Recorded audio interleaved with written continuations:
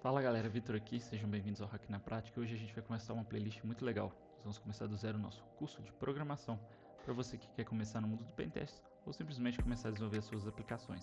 Bom, nesse curso a gente vai começar do básico, para você que nunca programou e não tem ideia de como isso funciona, tá? Eu vou começar a falar então de lógica da programação, como que funcionam os operadores de fluxo de código, como que funcionam os operadores de repetição, variáveis, funções. A gente vai começar do básico e vai até o avançado. Então a gente vai começar passando por esses conceitos básicos agora nessas duas primeirinhas aulas.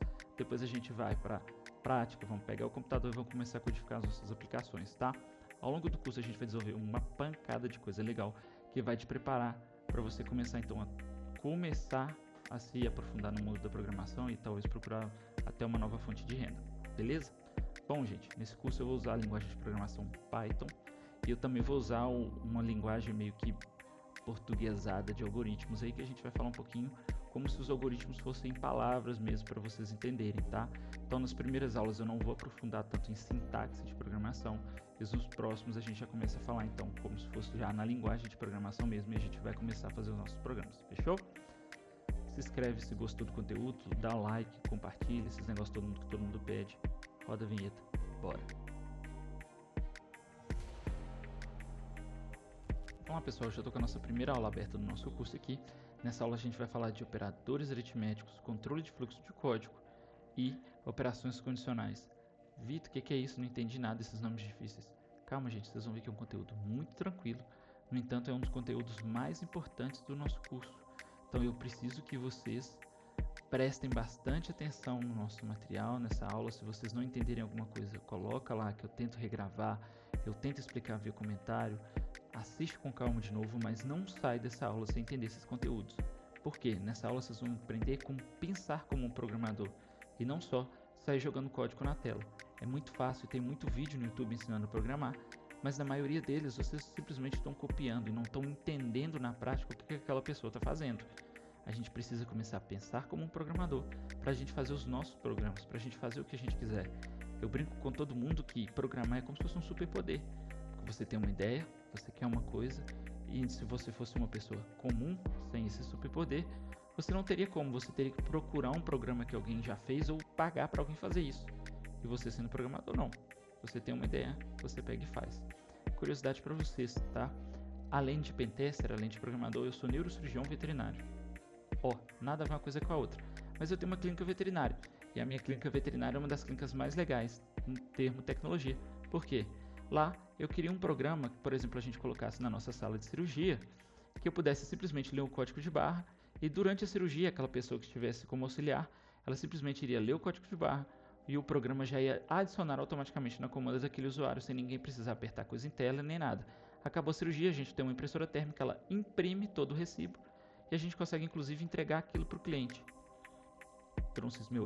A gente consegue entregar aquilo para o cliente, fica uma coisa mais legal, mais bonitinha. Bom, se eu não fosse programador, como é que eu ia fazer isso? Teria que pagar alguém. E bom, para você que quer entrar no ramo da veterinária, para você que quer entrar no ramo da programação, eu já falo uma coisa: não é barato, tá? Programador é um bichinho caro. Programador paga bem, mas para isso você tem que saber pensar como programador, você tem que saber escrever código da maneira correta e, principal, você tem que entender de lógica da programação, porque senão você vai ter que ficar copiando o código dos outros e ninguém vai te pagar para fazer um código que já existe. Fechou? Bom, vamos lá então, vamos começar nossa aula. E aqui tem só uma apresentação, eu vou passar para vocês esses slides depois, não tem problema. Aqui a gente só vai falar daquilo que eu já falei. Ao longo desse curso a gente vai usar a linguagem de programação Python, tá? Mas a lógica da programação, que é o principal de vocês aprenderem ao longo desse curso, além de efetivamente programar, vai se aplicar para qualquer linguagem de programação, tá? Ah, Vitor, eu quero desenvolver aplicativos em React Native para telefone. Eu quero desenvolver aplicações web utilizando React. Eu quero utilizar Rust ou C para aprender a criar código embarcado. Eu quero aprender a programar Arduino. Bom, a lógica da programação é a mesma, independente da plataforma, independente da linguagem de programação. O que vai mudar é o que a gente chama de sintaxe. O que é isso? Lá na frente no curso a gente vai aprender, mas sintaxe é a palavra que você vai explicar efetivamente para o computador que você quer que ele faça. Isso sim, muda de linguagem para linguagem, mas não é tão diferente. O que vocês precisam precisam saber, isso é idêntico para todas, é a lógica da programação, tá? E ao longo desse curso, a gente vai fazer joguinho em Python, a gente vai fazer aplicação web em Python, posso trazer programação de microcódigo embarcado com Arduino, o que vocês quiserem. Coloca no comentário que à medida que eu for gravando, eu vou lendo os comentários, vejo o que vocês querem e a gente faz, beleza? Gente, lembrando, eu não estou fazendo isso aqui para ficar rico, tá? Já desisti de ficar rico nessa vida. Eu não estou fazendo isso aqui para ficar famoso, eu estou fazendo isso aqui para ajudar e porque é uma coisa que eu gosto.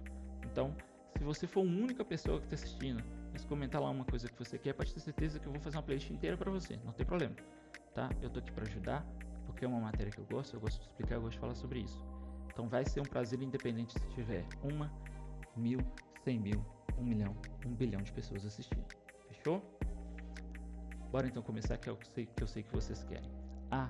Nessa primeira e na segunda aula, a gente vai falar com conceitos mais teóricos, tá? Então eu não vou usar tanto a linguagem de programação, eu não vou usar um compilador, eu não vou usar nada.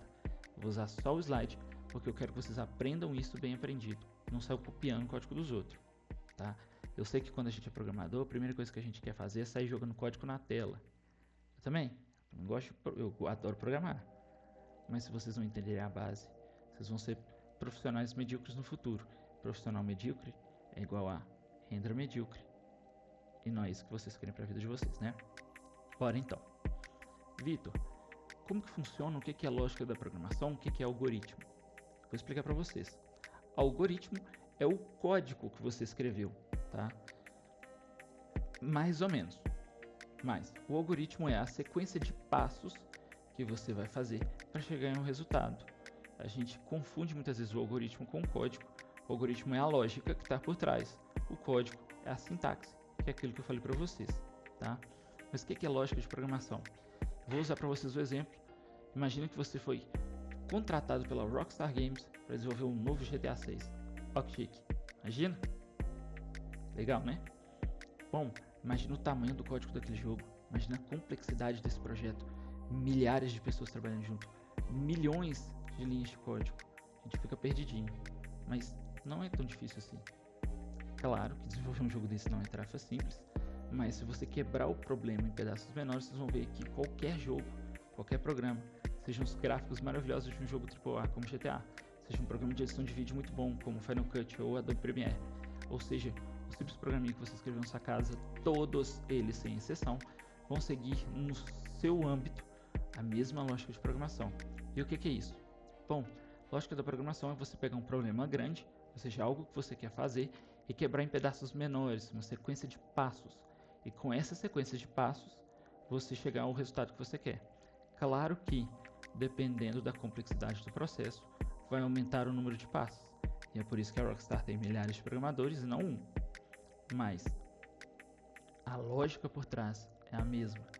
É você pegar um problema grande e dividir ele em pedaços menores, tá? Como assim? Vou dar um exemplo para vocês. Imagina que você foi contratado pela Meta para desenvolver o sistema de login novo do Instagram. Como que eu vou fazer isso, Vitor? É simples. Vamos quebrar o problema que é ver se a pessoa digitou a senha certa em passos lógicos mais fáceis? Vamos. Primeiro passo, você precisa capturar a senha que aquele usuário digitou de alguma forma. Primeiro passo. Segundo passo, você precisa armazenar essa senha que ele digitou de alguma forma no seu servidor, no seu computador.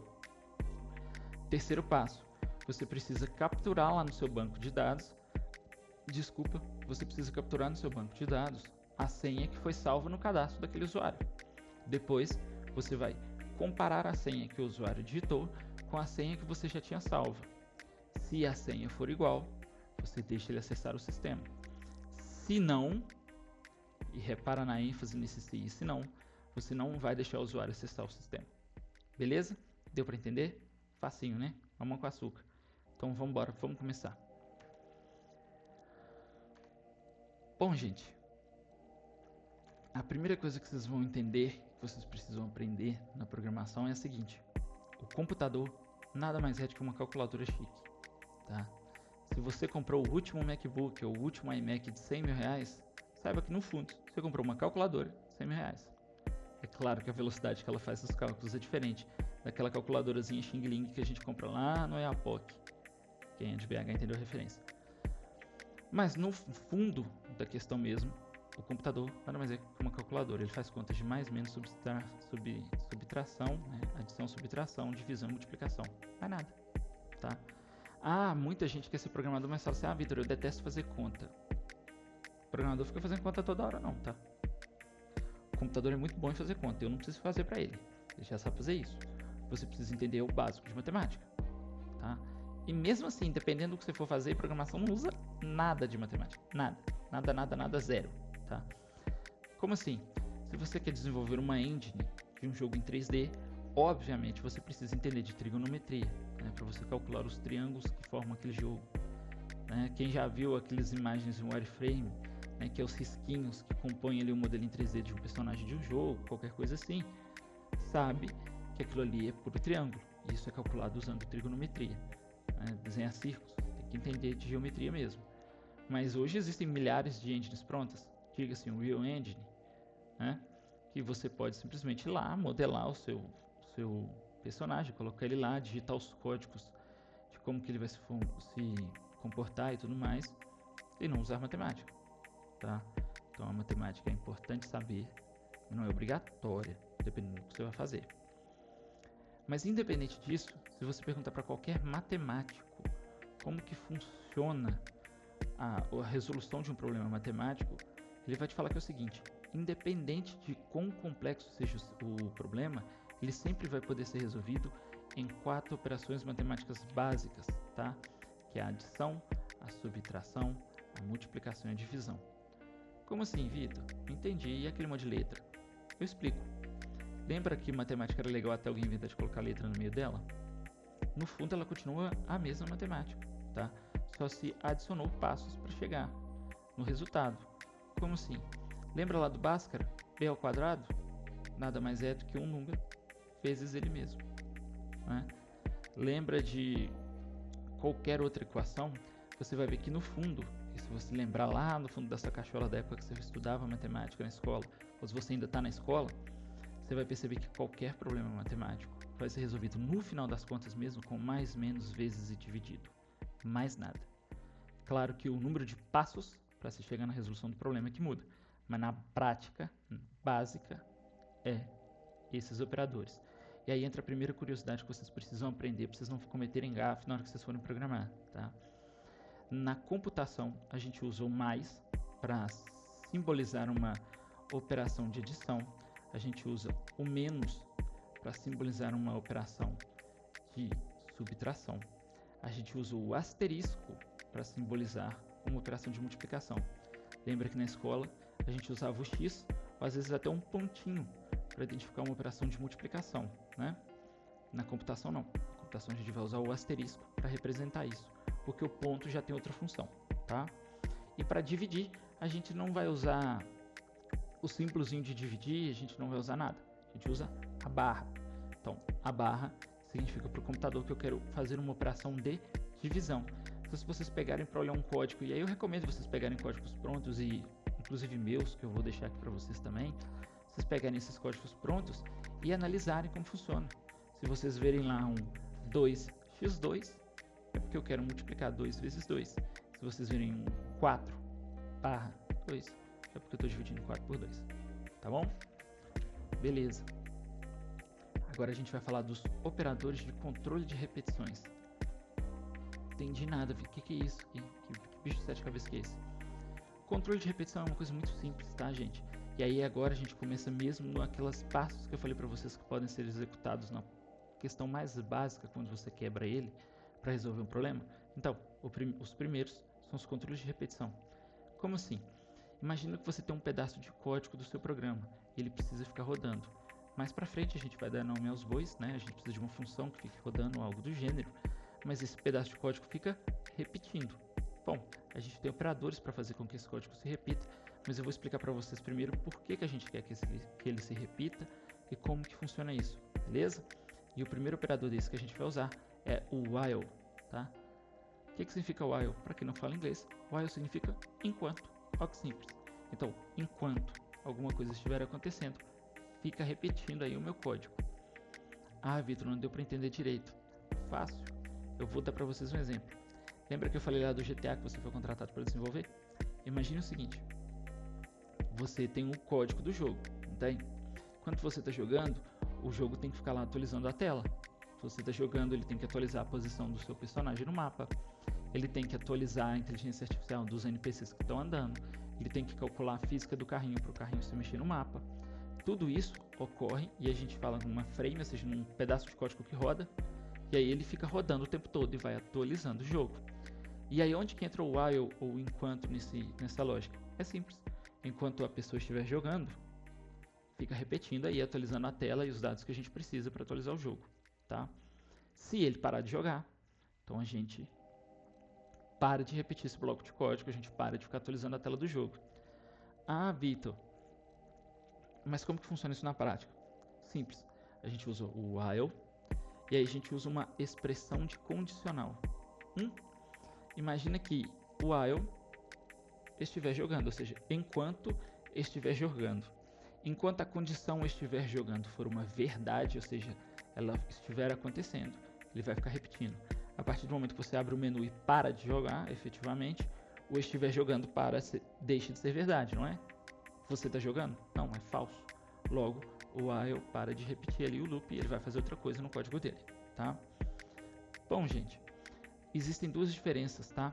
A gente tem o while e a gente tem o for, que é o nosso próximo e último operador de repetição importante dessa aula. O que acontece? O for vai repetir um pedaço de código do mesmo jeito, tá? O for significa para. Ele vai repetir um pedaço de código do mesmo jeito, mas a diferença é que o while a gente usa ele quando a gente não tem uma definição, a gente não sabe quando aquilo vai parar de repetir. Imagina que o programador da Rockstar, por exemplo, não tem como saber quando você vai parar de jogar GTA. Ele não sabe se você vai jogar 1 hora, 2 horas, 3 horas, 10. Então, o while ele não tem hora para acabar, né? É indefinido, ele fica rodando ali enquanto aquela condição for verdade, tá? O for a gente usa quando a gente já tem uma pré-condição definida para que aquilo acabe. Por exemplo, imagina que lá no GTA que você está jogando, você apertou para atirar e ficou segurando. Ele está dando um tiro. Bom, lá na sua barrinha de munição, tem lá um númerozinho falando que você tem, por exemplo, 100 munições. Então o for vai entrar em ação. Você está lá segurando, ele aciona um loop for enquanto o usuário estiver com munição, né? Por exemplo, 100 munições, atira. Você deu um tiro, ele tira um número da sua cartela de munições e agora você tem 99, né? E ele vai repetindo, 98, 97, 96, até acabar. E aí qual que é o operador do for? Enquanto a munição for maior que 0, atira. A hora que a munição acabar, ou seja, a hora que a munição não for maior que 0, o for para de executar e você sai. Então, é assim que funciona. O for a gente usa quando a gente tem uma noção de tempo, aquilo tem hora para acabar, que eu brinco, né? O for ele já nasce com hora e data para acabar. O while é igual a gente, ele não sabe quando vai morrer, tá? Então, essa é a diferença prática dos dois, mas é uma diferença, na verdade, conceitual, tá? Mas na prática é isso. Então, o for a gente usa quando sabe quando vai acabar. O while quando a gente não tem noção de quanto tempo aquilo vai ficar executando, tá? Dá para usar um while como se fosse um for? Dá. Dá para usar o for como se fosse um while? Dá. Né? Se eu colocar lá for, ou seja, enquanto estiver jogando, ele vai executar do mesmo jeito, igual se fosse um while. Mas na hora de dar manutenção nesse código de um outro programador, ele vai ver aquele for lá todo doido, não vai entender nada que tem no seu código, vai virar uma bagunça. E você, se for, por exemplo, uma análise de currículo, você não vai pegar um emprego, né? Então, existem o que a gente chama de boas práticas. São as convenções que a gente fez e aí que todo mundo segue para facilitar. Então, se um dia um funcionário da Rockstar, por exemplo, sair da empresa, o outro que entrar no lugar vai conseguir entender o código que aquele cara escreveu e continuar produzindo lá o GTA 6. Né? Se cada um escrevesse o código do jeito que quisesse, ninguém ia entender o código de ninguém, e o dia que a pessoa que fez aquele código morresse, ia acabar o programa, porque não ia dar para atualizar mais, adicionar funções. Então, por isso existem essas convenções, beleza? Ao longo do curso a gente vai falar sobre as boas práticas, sobre as outras convenções, tá? Pode ficar tranquilo. Agora, a gente vai falar dos operadores condicionais. O que é isso? O operador condicional, como o nome diz, ele executa uma função de condicionamento. Então, ele verifica se uma condição é verdade ou não. Simples assim. Lembra que eu dei lá no exemplo se, que eu falei, olha, que eu enfatizei o se ou o se não? aqui que eles entram. Os operadores condicionais que a gente tem, o principal deles é o if, que em inglês e em português significa se. Repara o porquê que eu dei ênfase lá naquele exemplo anterior? Como assim? Imagina que lá no nosso sistema de login que eu dei de exemplo, a pessoa digitou a senha dela e a senha que a gente tinha digitado no computador, né, salva no nosso servidor, é a mesma. Como que eu vou fazer isso? Se, de comparação, uma senha for igual a outra, deixe o usuário acessar o sistema. Então, aqui a gente não está usando sintaxe, vocês não precisam entender como que vai escrever isso, tá? Vocês precisam entender só que o if significa um se. Se uma condição for verdadeira, faça uma coisa. Se for verdade. Se a senha for igual. Imagina que você está programando lá com seu Arduino, por exemplo, o código de uma lâmpada inteligente que ela acende se ficar de noite, né? Claro que eu estou dando um exemplo chulo, mas você vai colocar lá: se estiver de noite, ligue a lâmpada. Se. Então o if significa se. A gente vai usar ele para isso, tá? E qual que é o contrário do se? A gente tem o se não. Se estiver de noite, ligue a luz. Se não estiver de noite, apague a luz, tá? Ah, Vitor, mas eu não precisaria desse else aí do se não, porque se não tiver de dia ele não vai acender a luz. Sim. Só que ele acendeu a luz de noite. Quando que ele vai apagar? Ela vai ficar acesa. E aí de noite ele vai tentar acender ela de novo e ela já está acesa, né? Então a gente tem o se não, que é o contrário. Um exemplo mais fácil de vocês entenderem. Imagina que lá no nosso servidor de login do Instagram, o usuário digitou a senha. E a gente, quando procurou no nosso servidor, o servidor falou pra gente no nosso banco de dados, ele falou pra gente que a senha daquele usuário é 123. Então eu vou fazer a operação se. Se a senha for igual a salva, deixa entrar. 123 é igual a senha? Não é. Então, se não, e aí é o se não que vai entrar em ação. Senha incorreta. Tente de novo, tá? Essa é a diferença. Vamos acompanhar como que seria a execução desse código, ó. A senha digitada, senha. A senha salva, 123. Se a senha for igual a salva, ela é igual? Não. Então ele pula isso aqui e vem direto para cá, ó. Se não, senha incorreta, tente novamente, tá? Então, o else, ou se não, a gente só usa ele depois de uma comparação de se, ou if. Não tem como você usar um else sem nada, porque senão o quê, né? Então tem que ter um se. Se uma coisa for verdade, ele vai fazer aquilo. Se ela for falsa, o se não é que vai entrar em ação e vai executar o bloco de comando, beleza? E aí vocês precisam saber, e lá na frente vocês vão entender melhor, que existem algumas variações, tá? A principal delas é o elif, que é uma mistura de else e if, tá? Como assim? Se uma coisa for verdadeira, faz isso. Se não for verdadeira e essa outra comparação for verdadeira, faça aquilo. Então, se estiver de dia, apaga a luz. Se não estiver de dia, mas estiver de tarde, apague a luz com 50% da potência. Se não estiver de dia e estiver nem de tarde e estiver de noite, apague a luz com 100% de potência. Então seria if estiver de dia, elif de tarde, elif de noite. Se não e a outra condição for verdadeira, se não as duas anteriores e a próxima for verdadeira, faz aquilo. Fechou? E aí você pode colocar o else no final quando nenhuma delas é verdade. Else, e aí apagar a luz de vez ou qualquer outra coisa. Tá? Bom, gente, a gente chegou no final da nossa aula, tá? Vitor, mas só? É só isso? É, só isso. Lógica de programação? É isso. Ó que simples. Precisa de muito? Difícil de entender? Não é. Tá, gente? A lógica da programação é isso. Vitor, você está querendo me falar que o GTA é isso, que o Instagram é isso?